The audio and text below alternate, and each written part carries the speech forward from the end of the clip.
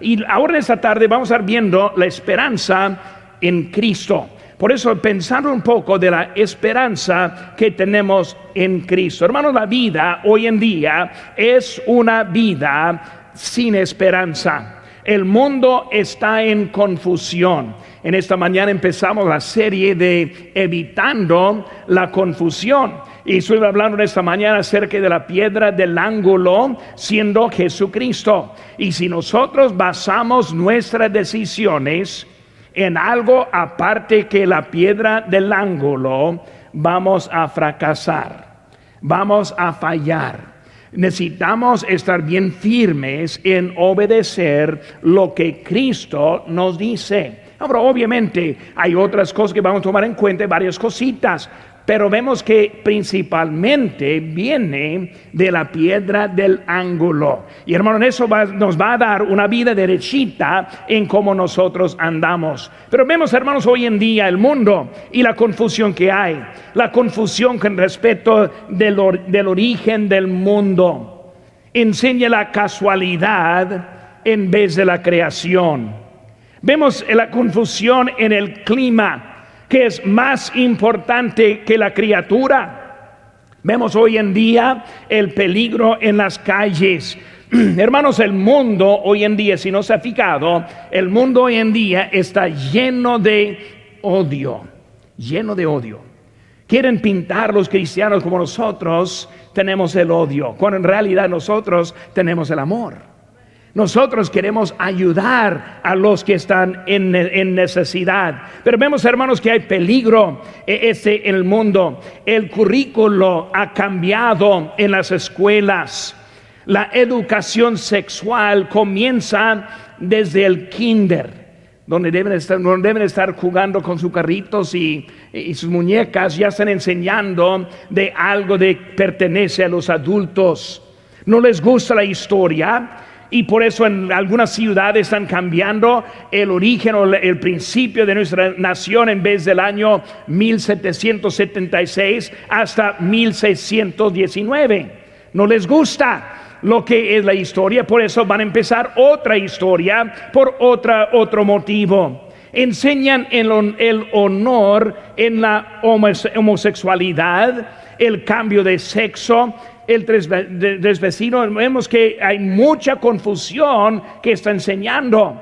Gracias a Dios que en nuestra congregación tenemos algunos maestros que están ayudando en esos lugares tan difíciles que vemos hoy en día. Los ataques en contra de lo que está bien hoy en día, hasta en contra de la policía. Anoche 2 policías fueron emboscados aquí en Los Ángeles. Y ahora en el hospital, hasta que llegaron gritando que ellos quisieron que murieran. Qué triste, qué odio vemos hoy en día en nuestro mundo. Hermanos, en mi vida yo no he visto cosas pasando semejantes de hoy en día. Hermanos, el mundo no tiene base para proveer la esperanza. Cuando vemos las noticias, y yo tengo, mi esposo y yo tenemos como 2 meses que no estamos viendo las noticias. Muchas cosas han cambiado en nuestra vida.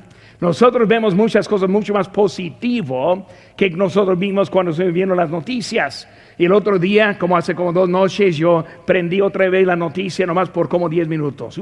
Y la apagué de nuevo. Digo que hasta peor está ahora que antes. No hay nada de esperanza cuando uno está viendo lo que hay en este mundo. Hermanos, según el mundo, simplemente nace, vive, muere.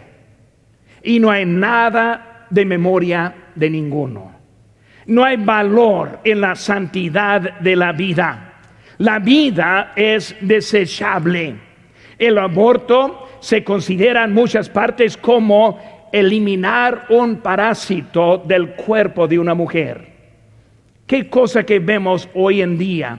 El jueves en Portland, Oregon, una de las ciudades más violentas que tenemos hoy en día, pasaron una ley para eliminar el uso de tecnología para identificar los delincuentes de los disturbios recientes. O sea, Simplemente no van a identificar quiénes son los que están robando y matando y quemando, que ellos van a dejarles a ellos con la libertad y no los pobres vecinos que están viviendo en todo ese caos. Hermanos, este es el mundo que vamos a entregar a mis nietos. Yo no estoy muy contento con esa idea. ¿Qué necesitamos? ¿Qué es el cambio? ¿Qué es la cosa que va a ayudar a este mundo? Hermano, no es algo en la política que va a ayudar. No es algo allá afuera que va a ayudar. Lo que va a ayudar es transformando las vidas para Cristo, ganándoles uno por uno al Señor Jesucristo. Hermanos, en Él encontramos la esperanza. Hermanos, el mundo nos habla mucho acerca de estos días. Quiero que busquen conmigo, hermanos, ahora el libro de 2 Timoteo, capítulo número 3. 2 Timoteo, capítulo número 3. Quiero que leamos unas cositas que en realidad es para animarnos, porque muchas veces escuchamos las estadísticas y podemos desanimarnos, pero en realidad debe animarnos. Dice aquí en 2 Timoteo 3, 1, también debes saber esto, que en los postreros días vendrán tiempos peligrosos, porque habrán hombres amadores de sí mismo, avaros, vanagloriosos, soberbios, blasfemos, desobedientes a los padres, ingratos, impíos, sin afecto natural, implacables, calumniadores, intemperantes, crueles, aborrecedores de lo bueno. ¿Sí se están identificando algunas de esas cosas hoy en día? Traidores, impetuosos, infatuados, amadores de los deleites más que de Dios, que tendrán apariencia de piedad, pero negarán la eficacia de ella. A estos evita. Está hablando de estos tiempos en que nosotros estamos viviendo hoy en día. Pasamos unos versículos ahí atrás, más adelante dice en versículo 12, y también todos los que quieren vivir piadosamente en Cristo Jesús padecerán persecución. Vemos que los días en que vivimos, hermanos, de este miércoles en 8 días vamos a empezar un estudio del libro de Apocalipsis, que va a ser un libro que estamos viviendo hoy en día en varios aspectos. Pero en 1 Tesalonicenses habla de eso. En capítulo 4, versículo 13 dice: tampoco queremos, hermanos, que ignoréis acerca de los que duermen, para que nos entristezcáis como los otros que no tienen esperanza, porque el Señor mismo, con voz de mando, con voz de arcángel y con trompeta de Dios, descenderá del cielo, y los muertos en Cristo resucitarán primero. Luego nosotros, los que vivimos, los que hayamos quedado, seremos arrebatados juntamente con ellos en las nubes para recibir al Señor en el aire, y así estaremos siempre con el Señor. Y la última frase dice: por tanto, alentaos los unos a los otros con estas palabras. Hermanos, pronto viene el Señor. Estamos esperando el rapto en cualquier momento, y en las nubes nos va a recibir y vamos al cielo con Él. Y hermanos, el fin de este mundo sí está cerca, y vemos con eso debe animarnos en los días en que vivimos hoy en día actualmente. Yo estoy contento de lo que hay. Hermano, cuando vemos la palabra esperanza, y vamos a estar viendo esa palabra durante este tiempo y estas semanas siguientes, pero vemos que la palabra esperanza tiene algunas definiciones. Una definición de la palabra esperanza es como esperanza, como un querer. Como un querer. Por ejemplo, yo espero tener un Corvette del año. No, nada más un sueño, ¿verdad? Yo puedo esperarlo, pero es esperar en algo que nunca se sucede. Por eso, hermano, una esperanza en el tiempo como un querer, como un sueño, algo que sí tengo esperanza, pero es algo que no es de realidad. Segunda definición que vemos es la esperanza como un deseo. Uno es un querer, otro es un deseo. Por ejemplo, yo espero comprarme otro traje. Ahora, es algo que si ahorro mi dinero y si me preparo bien, sí puedo lograr algo en eso. Pues es otra forma de esperanza que sí hay una manera, pero con poco trabajo sí lo puedo tener. Por eso vemos que la esperanza en otro término. Esperanza, tercera definición que vemos, es como una espera, o sea, una pausa. Como nosotros viviendo en la sala de espera, sí vamos a pasar, pero no sabemos cuándo. Por eso estamos esperando. Por eso la palabra esperanza. Otra palabra, cuarta definición, hermano, que estamos viendo, que vamos a estar viendo más bien durante esa serie, es como la realidad de la confianza que tenemos en una promesa. Es una esperanza como vemos en 2 Timoteo 1:12 que dice, yo sé a quién he creído y estoy seguro que es poderoso para guardar mi depósito para aquel día. La esperanza en la forma de que yo sé que sí va a suceder porque yo conozco a quien me está cuidando, yo conozco a quien me está guiando, yo conozco a quien me va a llevar al cielo y vivo con otra esperanza muy diferente que el mundo no conoce. La esperanza que estamos viendo hoy en día. Cuando vemos la carta primera de Pedro, vemos que Pedro, él tuvo un mejor conocimiento de la gracia de Dios. Cuando vemos la vida de Pedro, vemos unas cosas que son distintas para Pedro. Por eso cuando él está hablando de la gracia y hablando de la esperanza, vemos unas cositas con él. Primeramente vemos que él era uno de los discípulos más cercanos del Señor. Vemos que siempre fue nombrado con los que estaban más cerca de nuestro Señor. Vemos que Él es uno que quedó dormido en Getsemaní. ¿Acaso no puedes orar conmigo una hora? Pedro, ¿qué tienes? ¿No más una hora? Yo me imagino que en su vida Él siguió escuchando esas palabras. ¿Cómo es que no pude? Por apenas una hora. En nuestra vida muchas veces fallamos en algo. Es algo sencillo en realidad. No cuesta mucho. Viniendo a la casa de Dios, escuchando la palabra, saliendo los sábados para tocar unas puertas, dejar unos tratados. No cuesta mucho, pero ¿cómo es que fallamos en cosas tan sencillas como Pedro en Getsemaní? Porque vemos que él falló en Getsemaní. Recordamos que fue él quien negó al Señor, no una vez, sino 3 veces. Él conoció la gracia de Dios. Fue él quien después abandonó al Señor para volver a su estilo de vida antigua. ¿Quién es Pedro? Que es digno para escribir una carta de la palabra de Dios. Hermanos, vemos que en él vemos unas maneras poco diferentes en la manera que él vivía. Él entendió la gracia que produjo la esperanza en su vida. Hermanos, la esperanza verdadera. El mundo tiene esperanza. Tiene esperanza en el gobierno. Tiene esperanza en los artistas. Y hasta que ellos tienen esperanza en el cielo. Hay un narcotraficante que yo conocía desde hace más de 30 años. En esta semana pasada, él murió. Ahora, en su vida, que yo lo conocí, ni una vez entró en la casa de Dios.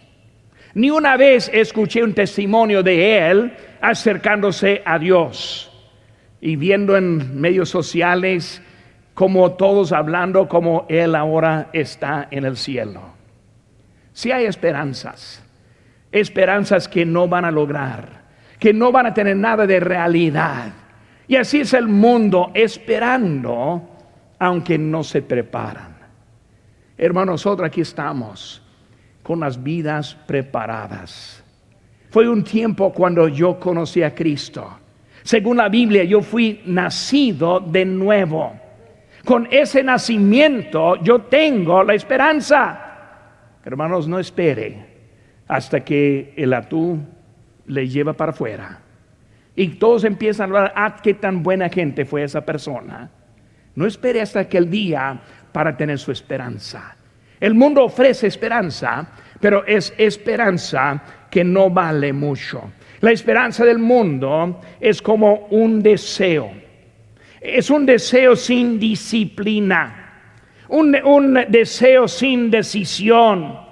Hermanos, no es una realidad con ellos. Pedro aprendió algo de la esperanza. Y hermanos, vemos que él encontró 3 verdades muy importantes en esta carta. La primera verdad que él aprendió era que la tierra no es mi hogar. Hermanos, mi hogar está en el cielo.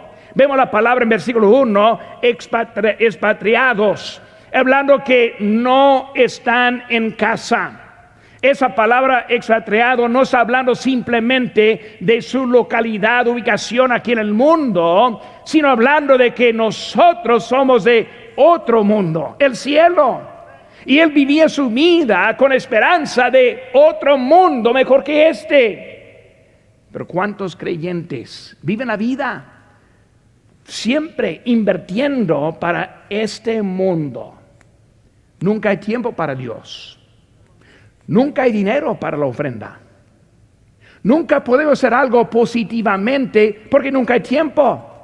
Y no está viendo como Pedro está viendo con ese mundo para allá. Ahora, para empezar un poco en eso, hermanos, vemos la segunda verdad. Dios usa la adversidad para fortalecer la fe. Primera verdad, su hogar es el cielo. Segunda verdad, que los problemas del mundo son para fortalecer nuestra fe. Ahora, para pensar en eso, con ellos el emperador Nerón mandó que los creyentes fueran puestos en el Coliseo para ser destrozados por leones como un tipo de deporte. Ellos sabían lo que eran problemas, dificultades en su vida. Fue Nerón, el mismo Nerón, quien él mandó que los creyentes fueran empalados vivos. Nerón, el que hizo antorchas para sus fiestas de los cristianos. Hermano, cuando hablamos de la esperanza, cuando entendemos en qué luz fue su esperanza, vemos que fue algo diferente que nosotros entendemos de la esperanza en nuestras vidas. Un poco después de la segunda carta de Pedro, vemos que ese mismo Pedro fue llevado para ser crucificado cabeza para abajo, hablando de la esperanza. Por eso la adversidad es para fortalecer nuestra fe. Y en realidad, hermanos, debemos tener más fe ahora que tuvimos en marzo. Si está funcionando, si es la verdad, debemos tener más ganas de estar en la casa de Dios que antes. Debemos tener más ganas de servir a Dios que antes.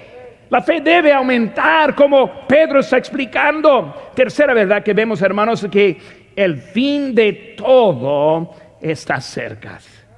El fin de todo. Hermanos, muchas veces yo pienso, pues estoy cansado. Quiero tomar unos días libres. Pero hermanos, saben que un día vamos a poder descansar más. Toda la eternidad en la presencia. Hoy es el día de trabajo. Viene el descanso más adelante. Por eso él entendió que el fin del mundo se acerca. En el 1 Pedro vemos la esperanza y la confianza en la promesa. Vemos, hermano, la primera cosa, hablando del escritor. Ahí en versículo 1 está hablando de Pedro, apóstol. Por eso cuando hablamos de ese escritor, vemos unas cosas interesantes acerca de él. Primera cosa vemos es su identidad. Cuando hablamos de su identidad, obviamente es Pedro. Cuando vemos su nombre original era Simón. ¿Por quién fue ese Simón que ahora vemos como Pedro? Simón, el hermano de Simón, fue Andrés. Andrés, su hermano, fue discípulo de Juan el Bautista.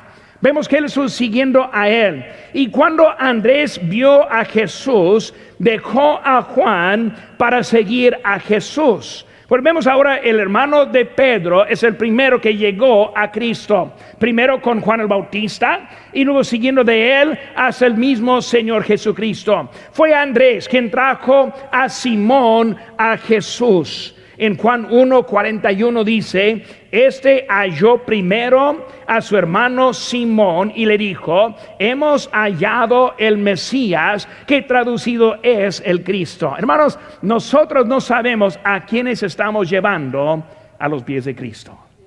Yo estoy viendo a algunos aquí en esta congregación ahora que yo pasé a su casa, yo les hablé y ahora están aquí hoy en día. Eso me da algo de gozo. Yo no sé quiénes son. Yo no sé quiénes van a responder. Hace poco, unas 3-4 semanas, hablé con alguien y con interés esta semana le voy a buscar de nuevo. Hermanos, vemos que Andrés lleva a su hermano. ¿Quién es él? Simón. ¿Qué hace él? Es pescador. Dice la Biblia que es uno que no puede hablar bien, no puede ser mucho. Un hombre sin letra. Un hombre que no era de estudios. ¿Quién puede ser este hombre pescador tan feo como es él, no sabiendo quién iba a ser? Vemos que Simón fue llevado por su hermano. Su nombre que fue dado era Cefas. Cristo le cambió su nombre. En Juan 1:42 dice, y le trajo a Jesús, y mirándole Jesús dijo, tú eres Simón, hijo de Jonás, tú serás llamado Cefas, que quiere decir Pedro. Su identificación nueva, identidad nueva. Hermanos, en Cristo debemos tener una nueva identidad. Si no tiene una nueva identidad, no entiende lo que es el gozo estar con el Señor.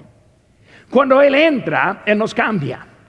Cuando Él entra, nuestra vida empieza a ser algo diferente. Y vemos con Él ahora una nueva identidad. Dice la Biblia, las cosas viejas pasaron, y aquí todas son hechas nuevas.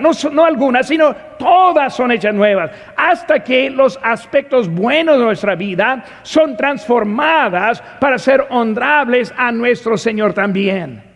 Vemos que ahora su identidad cambió en ese momento. Su nombre de la conversión era Pedro.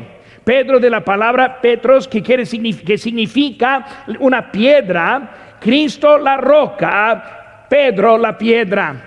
Cristo el que estaba guiando, Pedro quien estaba siguiendo.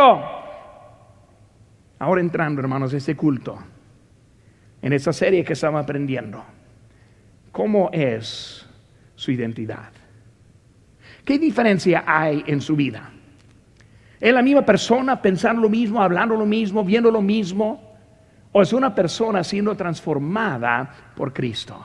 Pedro, el pescador. Simón, que no sirve para nada. Que ahora es Pedro, que es un seguidor del Señor Jesucristo. Ahora también, hermanos, vemos que Cristo, en su identidad, vemos Pedro, también vemos Cristo. Vemos de la eternidad que Cristo, hermanos, Cristo el Creador. Vemos que Él está siendo al Creador, a Cristo, pero Cristo siendo hasta el Creador. Dice la Biblia, hermanos, en Génesis 1:26, entonces dijo Dios, hagamos al hombre en nuestra imagen, conforme a nuestra semejanza. Él está hablando Dios en la forma plural, aunque es Dios único, aunque hay un solo Dios. Cristo presente en la creación. En Juan 1:1, si tiene lugar, hermanos, puede buscarlo ahora. Juan capítulo 1, versículo 1, y lo vamos a tener aquí en la pantalla. Dice, en el principio era el verbo, y el verbo era con Dios, y el verbo era Dios. Todas las cosas por Él fueron hechas, y sin Él nada de lo que ha sido hecho fue hecho. Versículo 14 explica quién es ese verbo. Dice, y aquel verbo fue hecho carne, y habitó entre nosotros y vimos su gloria, gloria como del unigénito del Padre, lleno de gracia y de verdad. Hermano, vemos que Cristo siendo Dios, Cristo siendo el Creador, Cristo teniendo la autoridad para nosotros. Vemos, hermano, que Cristo fue el yo soy. Si recuerdan bien la historia de Moisés, ¿quién les digo a ellos quién es? Cuando dijo Dios, yo soy el que soy. Y ahora vemos, hermanos, en Hebreos capítulo 2, Juan capítulo 8, versículo 58, Jesús les dijo, de cierto os digo, antes que Abraham fuese, yo soy. Hermanos, el quien seguimos nosotros es el gran yo soy. El quien seguimos nosotros era antes de Jesucristo.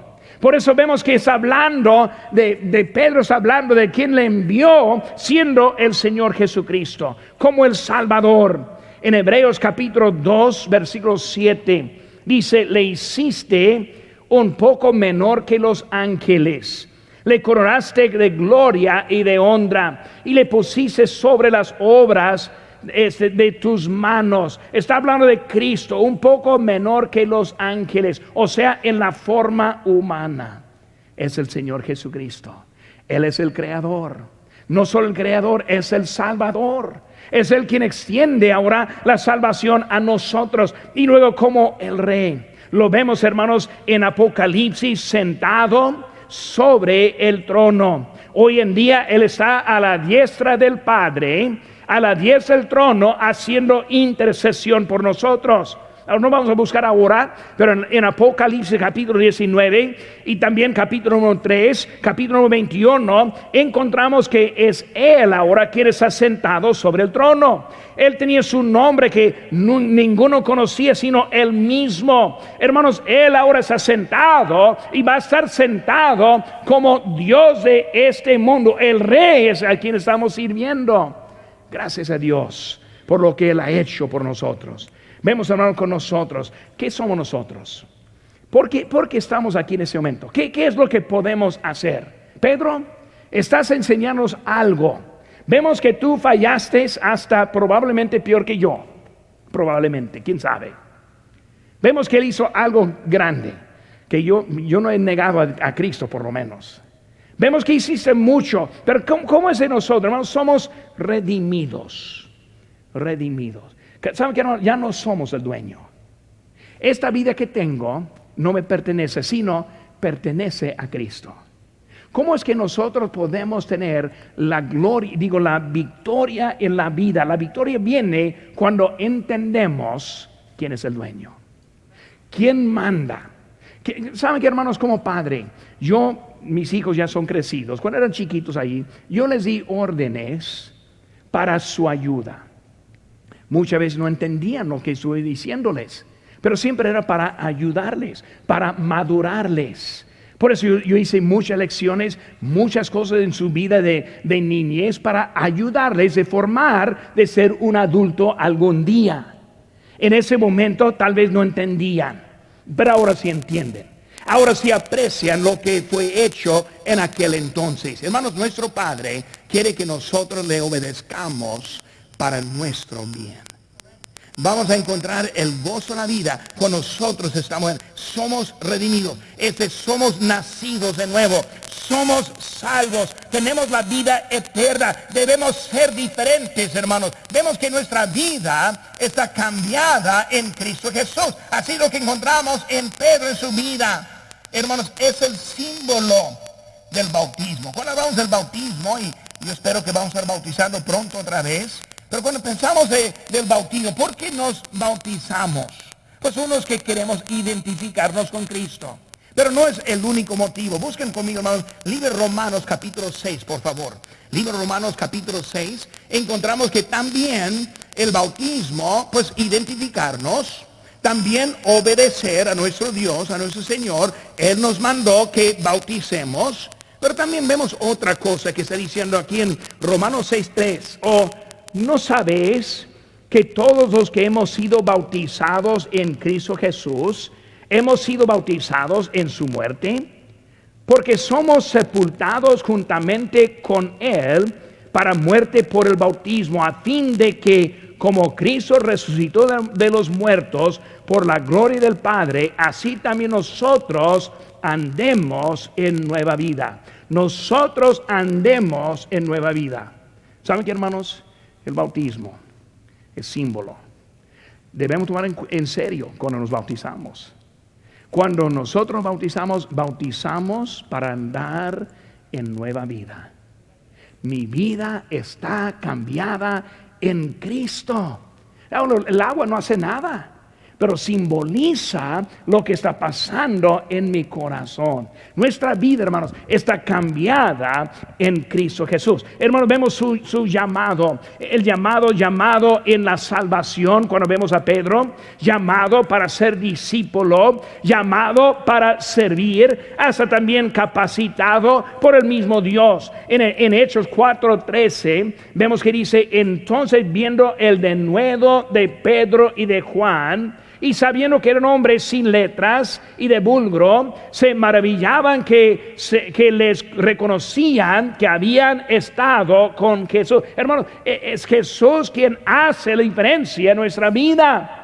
¿Cómo es que puede vivir una vida agradable a Dios? Es por lo que Él está haciendo en nuestras vidas. ¿Cómo es que podemos ser obedientes? ¿Cómo es que podemos congregarnos? ¿Cómo es que podemos ir a tocar puertas? ¿Cómo es que le podemos servir? Porque Cristo está haciendo algo grande en nuestras vidas. Que Él vea, que la gente vea lo que Dios está haciendo en nuestras vidas. Hermanos, el apóstol que vemos en él fue llamado para ser apóstol, una posición ordenada por Dios. Y hermanos, cuando vemos que Dios tiene algo que Él quiere ordenar y nuestras vidas son para su servicio, vemos, hermanos, que la ubicación de esta carta. Ahora Pedro está escribiendo, y en capítulo 5, versículo 13, busquen ahí conmigo, hermanos, rápidamente. Capítulo 5, versículo 13, dice: la iglesia que está en Babilonia, elegida juntamente con vosotros, y Marcos, mi hijo, os saludan. Por eso él está dentro de una iglesia, y hay que recordar unas cositas de él. Cuando él estuvo con un tiempo en Jerusalén, no como pastor, sino como evangelista. Vemos que él estuvo allí, y recordando a él como líder, que él no quiso aceptar bien los gentiles. Quiso obligarles también ellos a la circuncisión y a los ritos de la ley. Él no estuvo muy contento con los gentiles todavía. Y ahora vemos que está en Babilonia. Él anda en un lugar ahora predicando. Vemos que estuvo sirviendo a Dios. Babilonia fue una provincia al noroeste de Israel. Pero probablemente refirió a Roma, en donde él estaba ahí, porque recordamos que él fue crucificado y la historia nos dice que fue en Roma. Por eso ahí está él en otro lugar con los gentiles, escribiendo y dándonos la letra que hay. El autor, Pedro es uno que podemos aprender mucho. Vemos la segunda cosa, hermanos, ahí en versículo 1 de capítulo 1, volviendo allí. Vemos el autor, vemos también los elegidos. Ahí en versículo 1, Pedro, apóstol de Jesucristo, a los expatriados de la dispersión en el Ponto, Galacia, Capadocia, Asia y Bitinia. Vemos, hermanos, los expatriados, extranjeros. Juan 17:16 dice: no son del mundo, como tampoco yo soy del mundo. Él está escribiendo como nosotros ya no pertenecemos de este mundo. Extranjero, residente. O sea que nosotros vivimos aquí, pero nuestra ciudadanía está en el cielo. Somos residentes, pero nada más. Pasando el tiempo, pero nada más. Y vemos como él estuvo allí andando en ese momento, un peregrino. Ahí en capítulo 2, versículo 11 dice: amados, yo os ruego como extranjeros y peregrinos. Por eso hablando a ellos como peregrinos andando. Vemos, hermanos, en versículo 1 habla de la dispersión. Ellos anduvieron en lugares diferentes. Hay que recordar, hermanos, que Israel ahora está listo para ser juzgado y luego va a ser esparcido a todo el mundo. Hoy en día, hermanos, hay judíos en todas partes de este mundo. Muchos se han regresado a Israel, pero hay muchos que andan en muchas partes. ¿Por qué vino desde ese tiempo? Esparcidos en lugares diferentes. Hermanos, ahí anduvieron ellos en ese lugar. Él está hablando también hasta razas diferentes. Algunos eran judíos y otros ni eran judíos. Pero hermanos, están viendo que ellos anduvieron ahí juntos y ellos eran los elegidos. Hermanos, gracias a Dios que la salvación vino no solo a los judíos, sino también a los gentiles, a nosotros también. Tenemos ese privilegio, ser salvo y usado por Dios. Recordamos, hermanos, en el futuro, durante la gran tribulación, otra vez Dios va a volver a su pueblo, va a enviar a 144,000 para andar predicando el evangelio a toda criatura. Nosotros estamos enviando misioneros, adelantando ese día.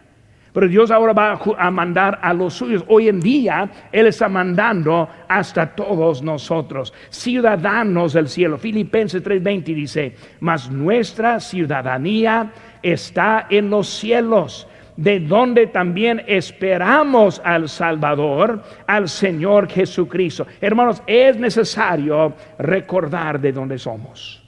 Hay que guardar los tesoros en nuestra ciudad. Y vemos, hermanos, un pueblo adquirido. Vemos en capítulo 2, versículo 9. Dice: mas vosotros sois linaje escondido, real sacerdocio, nación santa, pueblo adquirido por Dios. Vemos, hermanos, cuando está hablando del pueblo adquirido, está hablando del dueño siendo Dios. Vemos que escogido, vemos de la familia real, vemos con propósito extranjeros, hermanos, pero la vista viendo al mundo para ganar. Por eso vemos, hermanos, estamos viendo acerca del escritor siendo Pedro, y luego a quien está escribiendo, a los elegidos, y vemos, hermanos, también, número 3, el evangelio. Capítulo 5, por favor, conmigo. Aquí estamos en primera de Pedro, capítulo 5, versículo 12. Dice: por conducto de Silvano, a quien tengo por hermano fiel, os he escrito brevemente, amonestándoos y testificando que esta es la verdadera gracia de Dios en la cual estáis.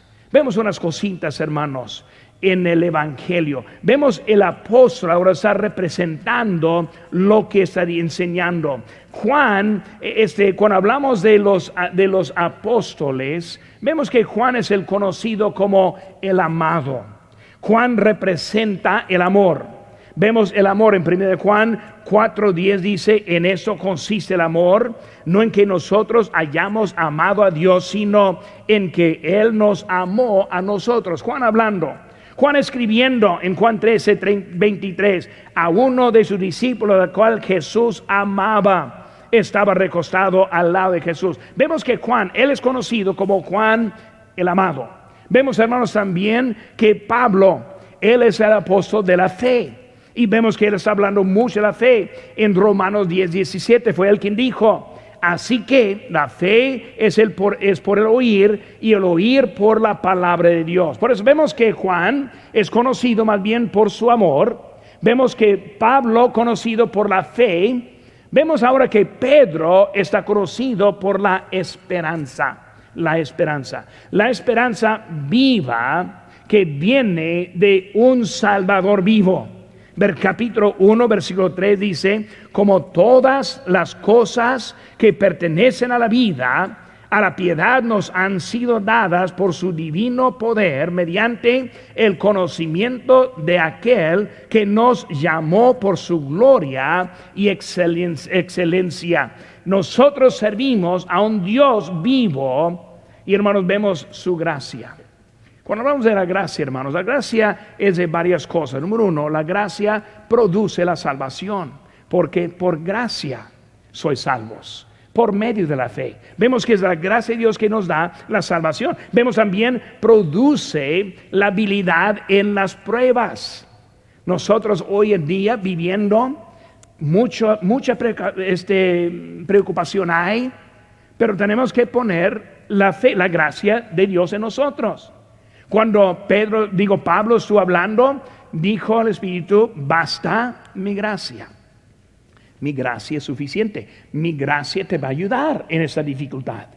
Mi gracia es suficiente para lo que necesita en su vida. Por eso la gracia. Vemos, hermanos, también la gracia siempre da la gloria a Dios. Por hermano, cuando vivimos en la gracia, la gloria va a Dios. Yo doy gracias a Dios por la vida cambiada, pero la vida cambiada es lo que Dios ha hecho en nosotros, no lo que nosotros hemos producido. La gracia, la habilidad. Hablando en 2 Corintios, vemos que usa la palabra gracia por la palabra ofrendar. ¿Cómo es que podemos ofrendar? Ofrendamos por la gracia. O sea, Dios en nosotros haciendo el trabajo de poder ofrendar. Muchas veces pensamos, pues solo los ricos pueden ofrendar. O solo los que tienen algo sobrando pueden ofrendar. Cuando en realidad la ofrenda viene por la disciplina dada por nuestro Señor en nuestra vida. Hermanos, es una carta de ánimo. Cuando hablamos de esta primera Pedro, vemos el ánimo que hay en él. Hermanos, la palabra gracia está usada en cada capítulo. La gracia es lo que produce la esperanza. El Evangelio, hermanos, la muerte, la sepultura y resurrección de Jesucristo. Vemos, hermanos, la explicación de lo que es su gracia. En Colosenses 1:27 dice: la gloria de este misterio entre los gentiles, que es Cristo en vosotros, la esperanza de gloria. Hermanos, el Evangelio es lo que cambió a Pedro. Y Pedro está escribiendo, iniciando este libro, hablando de la gracia de Dios, la esperanza que hay en su gracia. Cuando nosotros conocimos a Cristo, Él entró en nuestro corazón, Él tomó residencia en nosotros. Dice la Biblia, somos templo del Espíritu Santo. Y con esa verdad tenemos una esperanza nueva en Cristo. En estas semanas siguientes vamos a estar viendo acerca de la esperanza que Cristo nos ha dado. Comenzó con la salvación y luego sigue con la vida que hay.